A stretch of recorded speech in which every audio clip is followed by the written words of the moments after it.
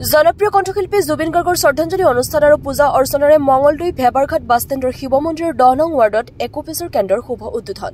উন্নত চিকিৎসালয়ত আৰোগ্য নোহোৱা পেৰালাইছিছ ৰোগী আৰোগ্য হৈছে সিদ্ধি সাধনা কেন্দ্ৰৰ যোগেদি একুপেছৰ থেৰাপি চিকিৎসা পদ্ধতিৰে। কোনো মেডিচিন বিভিন্ন পৰীক্ষা নিৰীক্ষা নোহোৱাকৈ কঁকালৰ বিষ, পিঠিৰ বিষ আৰু আঁঠু বিষ আৰোগ্য হয় একুপেছৰ চিকিৎসা পদ্ধতিৰে। 5, 10 আৰু 20 বছৰ ধৰি হুইল চকীত বহি দিন বাগৰা বহু ৰোগী আৰোগ্য হৈছে উক্ত চিকিৎসা পদ্ধতিৰে। পেৰালাইছিছ ৰোগত আক্ৰান্ত হৈ মুখেৰে কথা ক'ব নোৱাৰা, খোজকাঢ়িব নোৱাৰা আৰু হাতেৰে কাম কৰিব নোৱাৰা বহু ৰোগী আৰোগ্য হ'বলৈ সক্ষম হৈছে।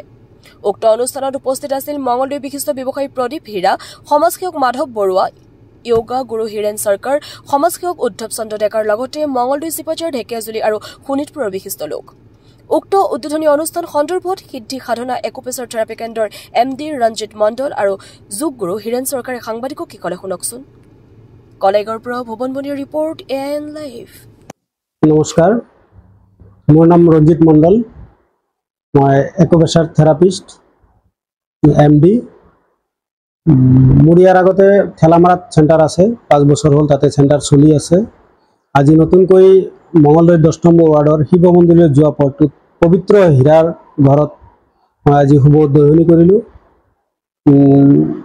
ইয়াৰে বহুতখিনি বেমাৰী ঠেলামাৰালৈ যায়, তেওঁলোকৰ বহুত অসুবিধা হয়।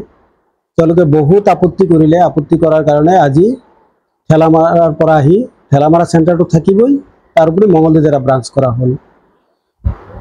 এতিয়া একুপেছাৰ থেৰাপি বুলি ক'লে এটা সম্পূৰ্ণ বৰ্তমান আধুনিক যিটো চিকিৎসা বিদ্যা পদ্ধতি, সেই আধুনিক চিকিৎসা পদ্ধতিৰ বহু পুৰণি এইটো চিকিৎসা, আৰু এই চিকিৎসাৰ দ্বাৰা যিকোনো দুৰাৰোগ্যৰ পৰা মুক্তি লাভ কৰিব পাৰে মানুহে। কিন্তু আমাৰ অসমত একুপেছাৰ থেৰাপি বুলি ক'লে বহুতেই নাজানে, বহুতেই অনভিজ্ঞ এই সম্পৰ্কে। ফিজিঅ'থেৰাপি বুলি ডক্টৰেও লিখে বা ফিজিঅ'থেৰাপি বুলিয়েই চবে জানে। আমাৰ ইয়াতে বৰ্তমান মই 5 বছৰেদি অতি কমেও 50জনকৈ পেৰালাইছিছ বেমাৰী, পেৰালাইছিছ বুলি ক'লে মানে খুৰাই খোজ কঢ়াই নহয়, একেবাৰে চেন্সলেছ পেচেণ্টো বা ভইচ নাথাকা পেচেণ্টো সম্পূৰ্ণ সুস্থ হৈ আহিছে। তাতে ভাড়া থাকি ট্ৰিটমেণ্ট কৰে, কিন্তু ট্ৰিটমেণ্টটো অলপ লং পদ্ধতিত হয়, 15-20 দিন, 1 মাহ 2 মাহ এনেকৈ লাগে।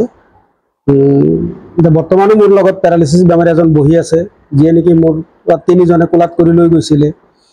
15 দিনত তাৰ পৰা খোজকাঢ়ি আহিছে। 15 দিনত খোজকাঢ়ি আহি তেওঁ এজন মাটিৰ শিল্প তেওঁ মূৰ্তি বনায়। আহি তেওঁ মনসা পূজাৰ মূৰ্তি বনালে, 1 মাহৰ ভিতৰত তেওঁ বিশ্বকৰ্মাৰ মূৰ্তি বনালে, তেওঁ দুৰ্গা মূৰ্তি বনালে, এইবাৰ 4টাকৈ মূৰ্তি ইয়াতে বনাইছে। আৰু কি ক'ম, অকল পেৰালাইছিছ বুলিয়ে নহয়, স্পণ্ডেলাইটিছ আৰু মোৰ ইয়াতে কেঞ্চাৰৰ বাহিৰে চব বেমাৰী ট্ৰিটমেণ্ট কৰা হয়। যিকোনো খবৰৰ বিজ্ঞাপনৰ বাবে যোগাযোগ কৰক 7896121996।